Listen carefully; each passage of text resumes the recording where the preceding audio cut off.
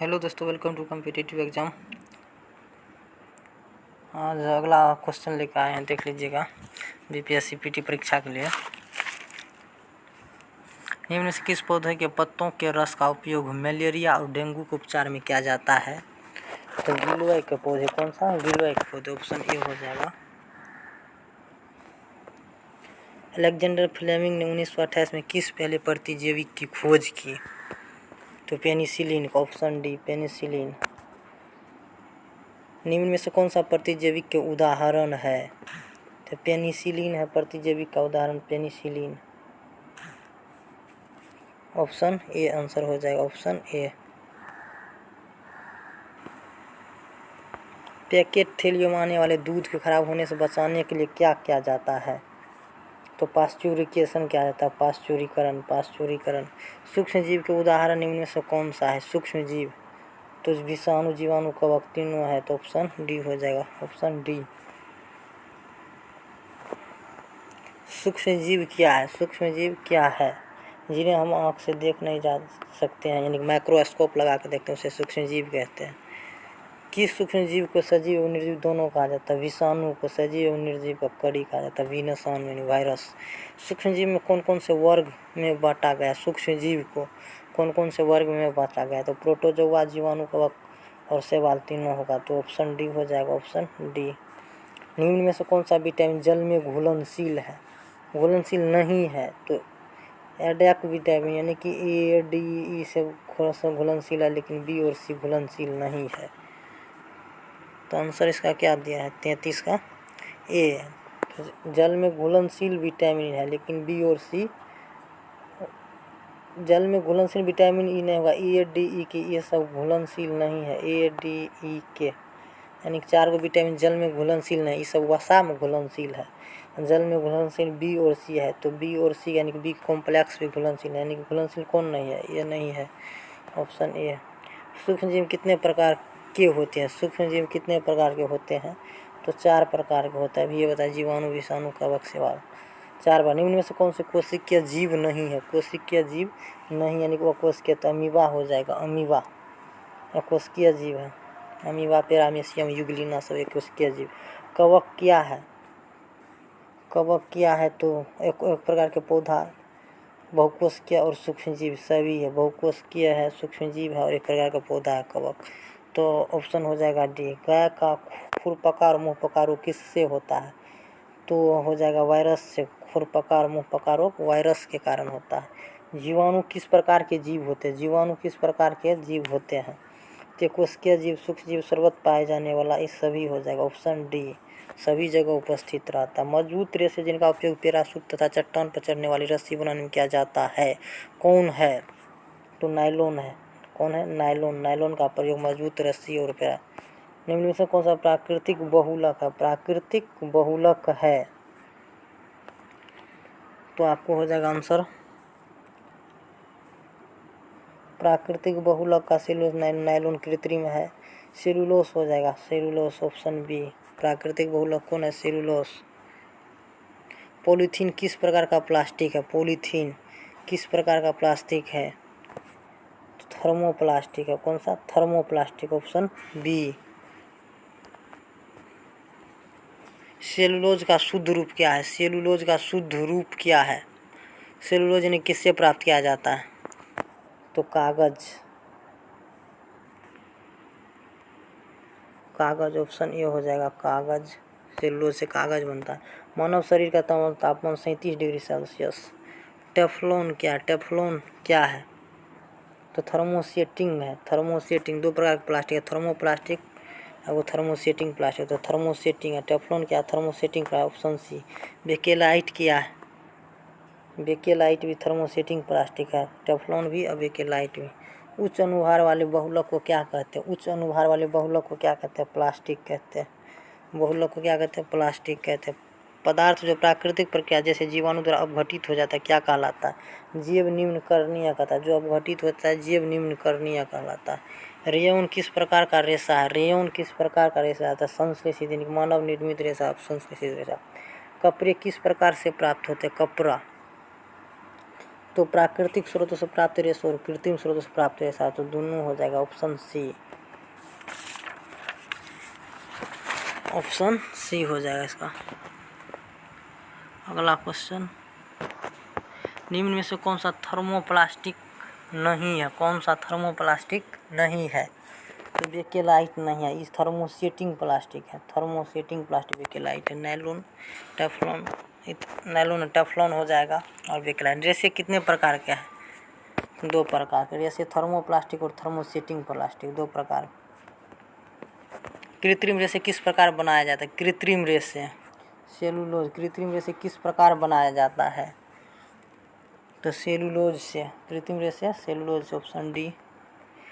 कल कारखाने में निर्मित रेशों को क्या कहते हैं? कल कारखानों में निर्मित रेशों को क्या कहते हैं? मानव निर्मित और संश्लेषित रेशा कहते हैं। संश्लेषित रेशा। निम्नलिखित में कौन सा प्राकृतिक रेशा है? प्राकृतिक रेशा ऊन यानी कि भेड़ और से प्राप्त होता है। संश्लेषित रेशे छोटी इकाई के भाग से बने तो जिन्हें क्या कहते हैं? एकलक कहते हैं। क्या कहते हैं? एकलक। स्पिरिनेट निम्न में से किस कार्य के लिए प्रयुक्त होता है? स्पिरिनेट, स्पाइनरेट किस कार्य के लिए प्रयुक्त होता है? तो धागा बनाने के लिए प्रयुक्त होता है। धागा बनाने के लिए। कपास एक बहुलक या किससे निर्मित होता है? तो सेलुलोज से। कपास किससे निर्मित होता है? सेलुलोज से। अगला क्वेश्चन, निम्न में से कौन सा मानव निर्मित रेशा है? मानव निर्मित रेशा कौन सा है? तो रेयोन एक प्रकार मानव निर्मित रेशा। रेयोन। निम्न में से सबसे अधिक सक्रिय धातु कौन सा है? निम्न में से सबसे अधिक सक्रिय धातु तो सोडियम हो जाएगा। सोडियम। कान्हा काम आगे होता है फॉर्मूला कान्हा। ओके से पोटासियम, पोटासियम होगा, उसके बाद सोडियम, तो उसके बाद कैल्शियम, उसके बाद मैग्नीशियम यानी कि कर्म हुआ का। ठीक है, कान्हा काम आगे यानी कि पोटासियम, सोडियम, कैल्शियम, मैग्नीशियम हो जाएगा। तो उसमें सबसे पहले सबसे अधिक पूछा है तो पोटासियम, दूसरा नंबर पर हो जाएगा सोडियम, तीसरा नंबर पर तांबा इसमें हो जाएगा और चौथा अंतिम सबसे सोना। ठीक। धातुओं का वह गुण जिसके कारण उन्हें पीटकर शीट में परिवर्तित किया जाता है तो अधात्वर्धनीयता कहते हैं। क्या करते हैं? अधात्वर्धनीयता। निम्न में से कौन सी धातु नहीं है? एल्युमिनियम धातु है, तांबा धातु है, लोहा, सल्फर नहीं। तार अगर खींच लेंगे लंबा तो उसको तन्यता कहा जाता है। तार लंबी खींची जाती है। धातुओं किस गुण के कारण तार खींचे जाते हैं? तो तन्यता। अभी तन्यता बोले, तन्यता। निम्नलिखित में किस धातु को चाकू से काटा जाता है? सोडियम को काट सकते हैं चाकू से। सबसे अधिक सक्रिय अधातु कौन सा है? सबसे अधिक सक्रिय अधातु कौन सा है? तो फास्फोरस। सबसे ज़्यादा सक्रिय अधातु फास्फोरस, वो श्वेत फास्फोरस। निम्न में से कौन सा धातु जो द्रव अवस्था में पाया जाता है? द्रव अवस्था में कौन सा धातु पाया जाता है? तो पारा पाया जाता है। Hg मर्ग। एक उच्च अधातुवर्णीय धातु जिसका उपयोग खाद्य पदार्थ को पैक करने के लिए किया जाता है, कौन सा? तो एल्युमिनियम। खाद्य पदार्थ को पैक करने के लिए एल्युमिनियम। इनमें से कौन से ठंडे जल के साथ तेजी से अभिक्रिया करते हैं? तो सोडियम करते हैं, जिसको मिट्टी तेल में नहीं डुबा कर रखते। किस धातु को चमक पाई जाती है? धातु ने अधातु में चमक पाई जाती है। आयोडीन। आयोडीन अधातु है लेकिन चमक पाई जाता है, अपवाद है। कौन सा अधातु जो विद्युत का सुचालक है? विद्युत का सुचालक अधातु एक प्रकार ग्रेफाइट है, ये अपवाद।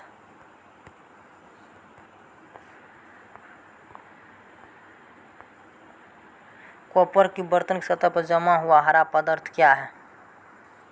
कॉपर हाइड्रोक्साइड और कॉपर कार्बोनेट, ऑप्शन डी हो जाएगा। निम्न में से किसे पीटकर पतली चादरों को परिवर्तित किया जा सकता है? तो धातु को पीट कर। तो इसमें जिंक वो धातु है और धातु तो टूट जाएगा, ये गैस है ऑक्सीजन। तो धातु जिंक है। जिंक को धातु के ऑक्साइड की प्रकृति क्या होती है? धातु को ऑक्साइड की प्रकृति की होता है तो क्षारीय होता है। क्षारीय और उभयधर्मी होता है, तो क्षारीय है तो ऑप्शन मार देंगे क्षारीय। और धातु को अम्लीय होता है। फास्फोरस को कहाँ रखा जाता है?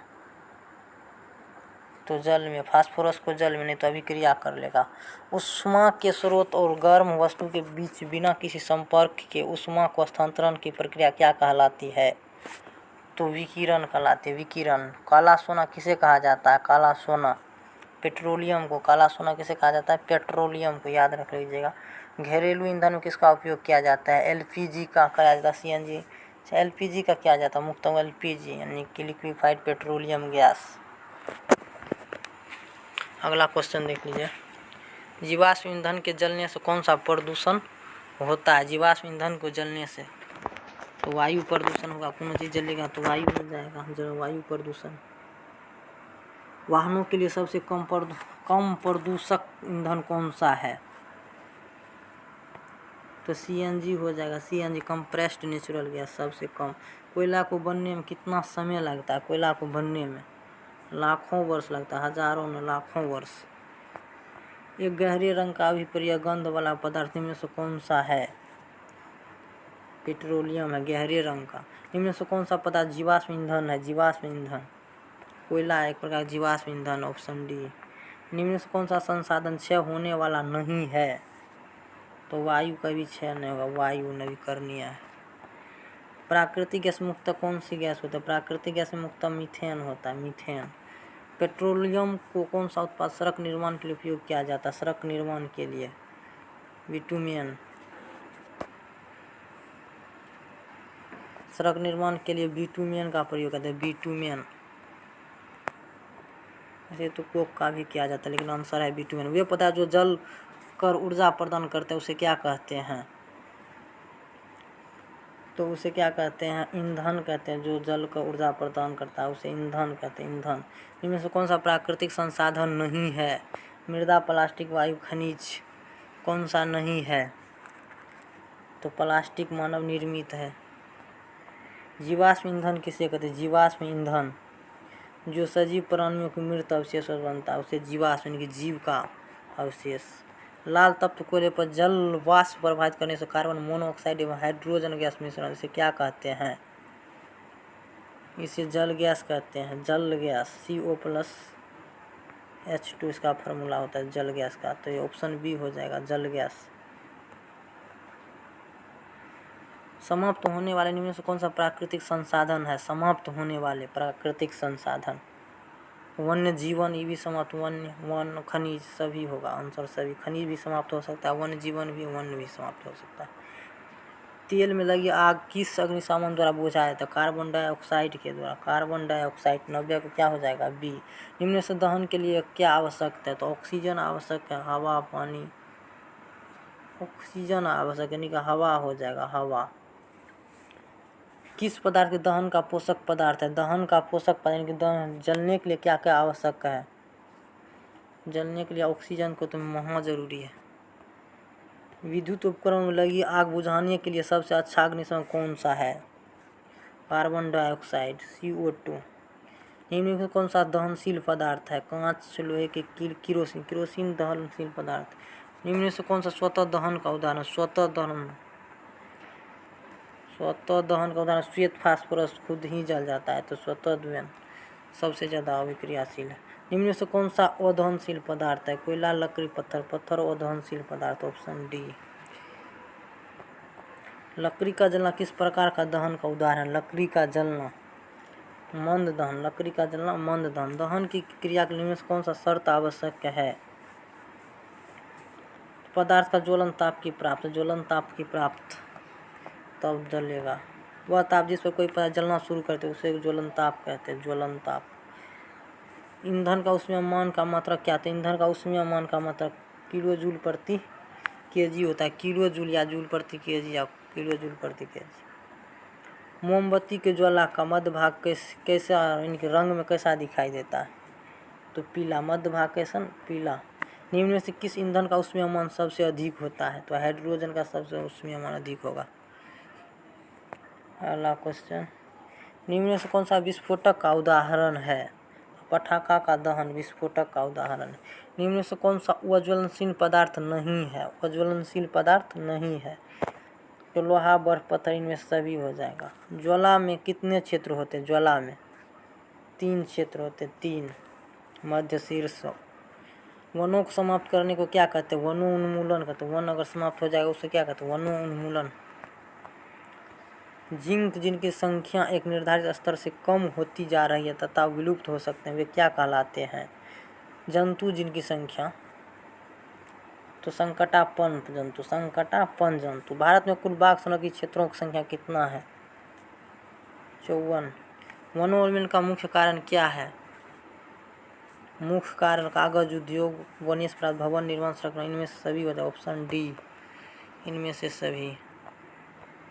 प्राकृतिक आवास का वन्य प्राणी संरक्षण किस में किया जाता है? किस में किया जाता है? प्राकृतिक आवास का वन्य प्राणी संरक्षण किस में किया जाता है? In situ. बाहर ले जाएंगे तो एक्स-सीटू हो जाता है, जैसे वन से बाहर वन्य जीव उद्यान में। वह क्षेत्र जिसमें जंतु अपने प्राकृतिक आवास में संरक्षित होते हैं उसे क्या कहते हैं? क्या कहलाता है?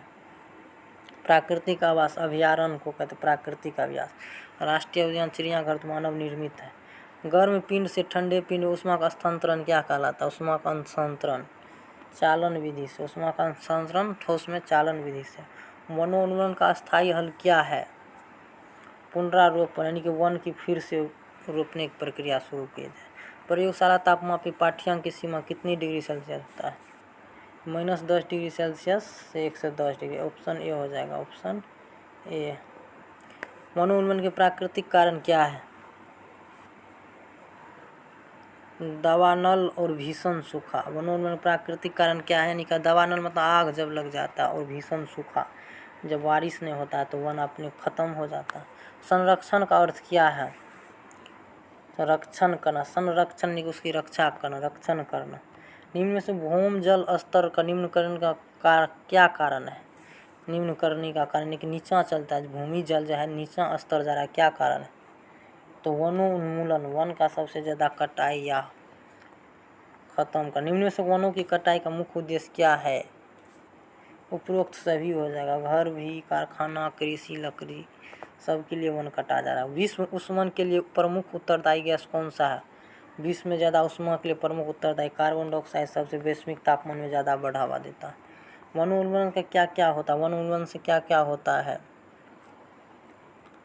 पृथ्वी पर ताप में वृद्धि और प्रदूषण के स्तर में वृद्धि, ये भी सही है। प्रदूषण के स्तर में वृद्धि, पृथ्वी पर ताप वृद्धि। सबसे बेस्ट आंसर सी है, वैसे दोनों होगा। ऑप्शन ए भी होगा, बी भी होगा, सी। कोशिका में गुणसूत्र कहाँ उपस्थित होगा? कोशिका में गुणसूत्र कहाँ उपस्थित रहता है? तो गुणसूत्र केंद्रक में।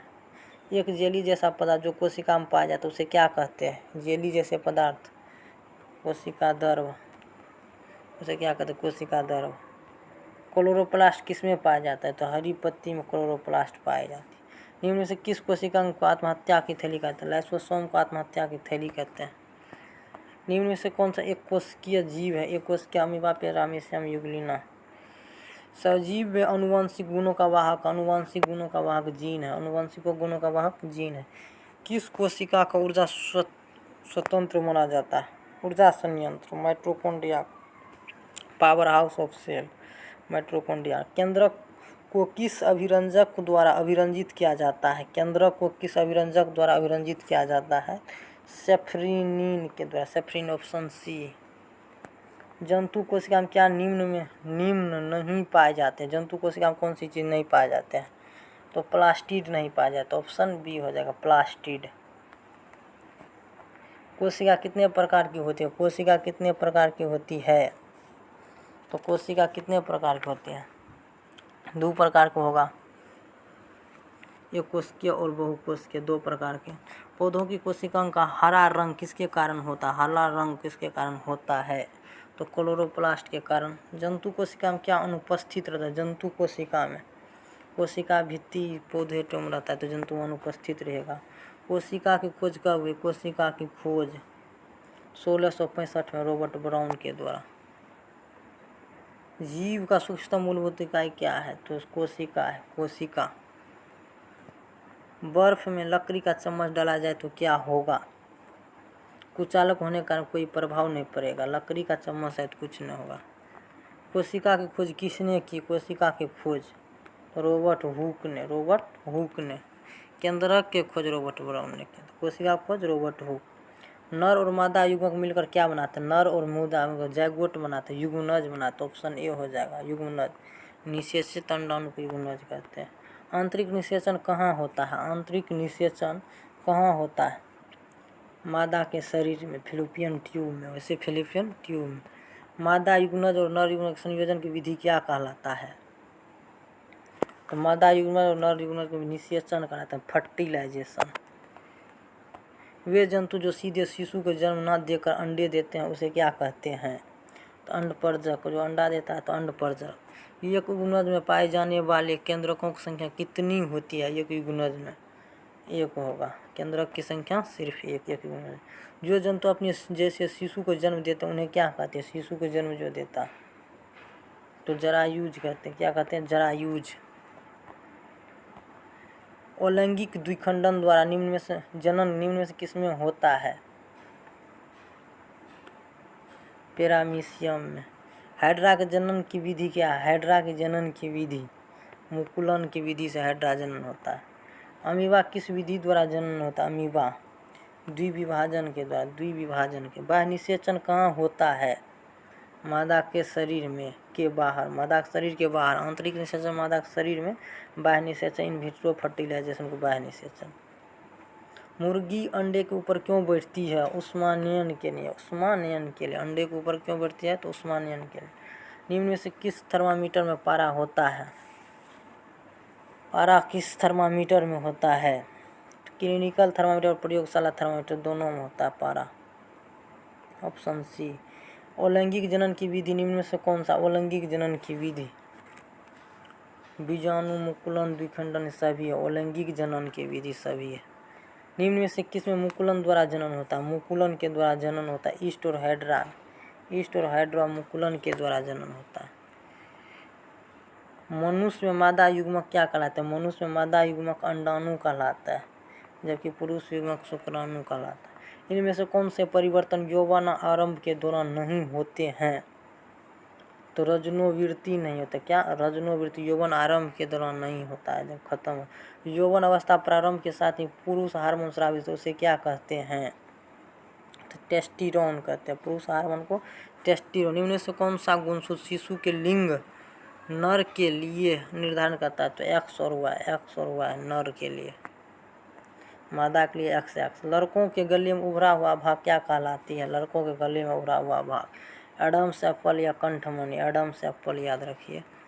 मनुष्य में कोशिका केंद्रक में कितने जोड़ी गुणसूत्र पाए जाते हैं? मनुष्य में कोशिका में तो 23 जोड़ी। कुल मिलाकर 46 रहता है तो 23 जोड़ी। पीड़ित व्यक्ति के स्वस्थ व्यक्ति एड्स कैसे फैल सकता है? कंघी सजाकर खून चढ़ाने से, भोजन खाने से, या एक मचा खून चढ़ाने से। ऑप्शन डी हो जाएगा। ऑप्शन डी खून चढ़ाने से। जिसको अगर होगा उसी का खून। निम्न से कौन सा मादा जनन हार्मोन है? टेस्टोस्टेरोन तो पुरुष हार्मोन। एस्ट्रोजन हो जाएगा। एस्ट्रोजन। ऑप्शन ए टेस्टोस्टेरोन पुरुष का हार्मोन है। जन्म लेने वाले शिशु लिंग निर्धारण जिम्मेवार कोशिका संरचना क्या कहते हैं? गुणसूत्र कहते हैं। क्या कहते हैं? गुणसूत्र। ऑप्शन डी गुणसूत्र के द्वारा। किशोरावस्था की उम्र कितना होता है? तो 11 से 19 वर्ष को किशोरावस्था, इनकी टीन एज कहते हैं। स्त्रियों में होने वाले मासिक स्रावों को सामान्य अवधि क्या है? सामान्य अवधि है 28 दिन। सामान्य अवधि 28 दिन। कितनी उम्र तक शेषावस्था कहा जाता है? शैशव अवस्था किस उम्र को? 0 से 4 वर्ष को शैशव अवस्था कहते हैं। निम्न में से कौन सा आहार किशोर के लिए सर्वोत्तम है? रोटी दाल सब्जी। कौन? रोटी दाल सब्जी। दाल से प्रोटीन मिल जाएगा। शरीर में होने वाली परिवर्तन किस प्रक्रिया का एक भाग है? वृद्धि। परिवर्तन वृद्धि का एक भाग है। वृद्धि क्या है? प्राकृतिक परिक्रम। वृद्धि क्या है? प्राकृतिक परिक्रम। किस अवस्था में मनुष्य के शरीर में अनेक परिवर्तन आता है? किशोरावस्था में सबसे ज़्यादा परिवर्तन। उस राशि का नाम बताइए जिसका मात्रक न्यूटन है। तो बल का मात्रक न्यूटन है। निम्नलिखित बलों में से कौन सा संपर्कित बल है, यानी कि छूने के बाद बल लगता है? तो डी हो जाएगा घर्षण बल। दो सतहों के बीच जो लगता है। कुएं से पानी खींचना कैसा बल है? तो अभिकर्षण बल। कैसा बल है? अभिकर्षण बल। प्रत्येक वस्तु को अपनी ओर आकर्षित करता है। इस आकर्षण बल को क्या कहते हैं? गुरुत्व बल। जब दो द्रव्यमान के बीच एक बीच दर पृथ्वी आ जाए तो उसे गुरुत्व बल, नहीं तो गुरुत्वाकर्षण। प्रति इकाई क्षेत्रफल पर लगने वाले बल को क्या कहते हैं? तो दाब कहते हैं। क्या कहते हैं? दाब कहते हैं। दरवाजे को धक्का देने पर कैसा बल लगता है? दरवाजे को धक्का देने पर अपकर्षण बल लगता है। अपकर्षण बल। धक्का देने पर अपकर्षण। शुष्क मौसम में बालों में कंघी करने वह बिखर जाता है, इसके लिए उत्तरदायी है? अस्थिर विद्युत बल, अस्थिर विद्युत बल उसका परिभाषा है, जब हम कसकर एक कंघी या प्लास्टिक के पेन को सूखे बाल से रगड़ते हैं तो जिस बल से सट जाता है। तो अस्थिर विद्युत बल, बल का कौन मात्रक है? बल का न्यूटन मात्रक। ऑप्शन बी हो जाएगा, न्यूटन मीटर न है जबकि बल आघूर्ण का। निम्न से कौन सा दाब का मात्रक है? दाब का ऐसा मात्रक पास्कल होता है, पास्कल, पास्कल होता है, पास्कल। दाब बराबर क्या होता है? बल बटे क्षेत्रफल। तो बल बटे क्षेत्रफल हो जाएगा तो न्यूटन प्रति वर्ग मीटर ई भी हो जाएगा। तो ऑप्शन सी हो जाएगा, ऑप्शन सी।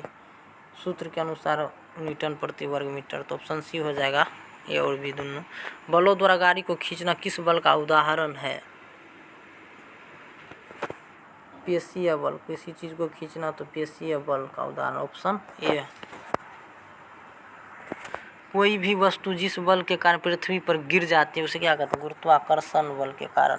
बल क्या है? केवल परिणाम है, केवल दिशा है। परिणाम में दिशा दोनों है। बल सदिश राशि है तो परिणाम में दिशा दोनों होता है सदिश राशि में। बल का कौन कौन के रूप है? अपकर्षण, अभिकर्षण, अभिकर्षण, अपकर्षण, दोनों रूप है। ऑप्शन सी हो जाएगा। भार का ऐसा है मात्रक, भार एक प्रकार का बल है तो भार का मतलब न्यूटन हो जाएगा। बल का प्रयोग किस में परिवर्तन में लाने के लिए करते हैं? बल का प्रयोग वस्तु को गति लाने में, कार्य में, क्रिया में, ए और बी दोनों हो जाएगा। कार्य में भी बल का प्रयोग होता है और वस्तु को गति में लाने के लिए भी बल का प्रयोग होता है। तरल घर्षण को कम करने की सही आकृति क्या है? तरल घर्षण कम होगा कब? वृत्तीय, अगर वृत्तीय आकार होगा तब। जिस द्रव का उपयोग घर्षण कम किया जाए तो उसे क्या कहते हैं? स्नेहक द्रव या विरूपक, कौन सा द्रव कहते हैं? तो स्नेहकीय पदार्थ या स्नेहक द्रव कहते हैं। घर्षण हमेशा क्या होता है? लाभदायक एवं हानिकारक दोनों होता है। तो ऑप्शन डी हो जाएगा। घर्षण नहीं रहेगा तो हम चल नहीं पाएंगे, घर्षण के कारण चप्पल खिला जाता है। घर्षण बल को क्या कहते हैं? स्थितिक, लोटनिक, सीमांत। घर्षण बल को क्या कहते हैं? तो ऑप्शन है समांत घर्षण, स्थिति। तो घर्षण का प्रकार है। घर्षण बल को क्या कहते हैं? लोटनिक दे दिया है। लुढ़कता है जैसे सिलेंडर को अगर घरका लेता है उसको लोटनिक घर्षण कहते हैं। इसका कुछ गलत है। घर्षण को क्या उत्पन्न होता है? घर्षण में क्या उत्पन्न होता है? ऊष्मा उत्पन्न होता है। जब दो वस्तु के बीच रगड़ाहट होगा तो ऊष्मा उत्पन्न होगा। टायरों के तलियों की गोटी क्या करती है? घर्षण को बढ़ाता है। गोटी रहेगा तो घर्षण को बढ़ाएगा। तेलीय सतह से क्या होता है? तो घर्षण कम होगा। तेलीय सतह रहेगा तो घर्षण कम होगा। ठीक। बल पर चलने पर लगाए गए फिसले जाए क्योंकि इसे क्या होता है? बर्फ पर, तो वहाँ पर भी घर्षण कम होता है, इसी कारण हम फिसल जाते हैं। कैरम बोर्ड पर पाउडर छिड़कने पर घर्षण का प्रभाव क्या होता है? पाउडर अगर छिड़क देते हैं तो घर्षण का प्रभाव कम हो जाता है, तो ज़्यादा गोटी फिसलता है। कौन से वाहन के टायर खांचेदार होते हैं? तो बुलडोजर के वाहन के टायर खांचेदार, ज़्यादा खांचेदार, वजन युक्त होता है ना। किस बल के कारण फर्श पर लुढ़कती हुई गेंद कुछ समय के बाद आप रुक जाते हैं? तो घर्षण बल के कारण, घर्षण बल के कारण। ऑप्शन सी हो जाएगा। घर्षण के कारण कौन सी वस्तु घिस जाती है? तो बॉल, पेंच, जूते का सोल सभी घिस जाता है घर्षण के कारण। तो ऑप्शन डी। तरल में कौन सी गति कर सकता है? तरल में कौन गति कर सकता है? तरल में कुछ पक्षी और मछली दोनों गति कर सकते हैं। Option C. घर्षण बल किस पर निर्भर करता है? वस्तु की आकृति और तरल की प्रकृति दोनों पर निर्भर करता है। ठीक। जब एक वस्तु किसी दूसरी वस्तु पर लुढ़कती है तो लोटनिक घर्षण, जैसे सिलेंडर का घर्षण। तो ऑप्शन ए। जब एक दूसरे के संपर्क आए हुए पृष्ठ सापेक्ष गति करते हैं तो गति करने की प्रवृत्ति रखते हैं, तो घर्षण बल क्या होगा? तो इस पर निर्भर नहीं करता कि वस्तु ठोस, द्रव या गैस है। घर्षण कौन सी पर निर्भर करता है? वस्तु की प्रकृति और सतह पर। यदि हम दरवाजे में तेल लगा दिया तो घर्षण कम हो जाएगा। तेल लगाने के बाद घर्षण कम हो जाएगा। Option B. ध्वनि संचरित हो सकता है कोशीय माध्यम, ठोस, द्रव तीनों माध्यम में। ध्वनि को माध्यम चाहिए, चाहे ठोस हो या द्रव होगा। अप्रिय ध्वनि क्या कहते हैं? अप्रिय ध्वनि जो नहीं सुना, शोर कहलाता है। आवर्तकाल का मतलब 1 सेकेंड में, सेकेंड हो जाए आवर्तकाल का मतलब। और आगे नहीं है। इसके बाद कहते thank you for watching me. अगर अच्छा लगा लाइक शेयर सब्सक्राइब कीजिए। इसके बाद लेकर आएंगे अगला टॉपिक 200 से, यानी कि 1000 है तो कम से कम 800 है तो 3 दिन चलेगा। Thank you for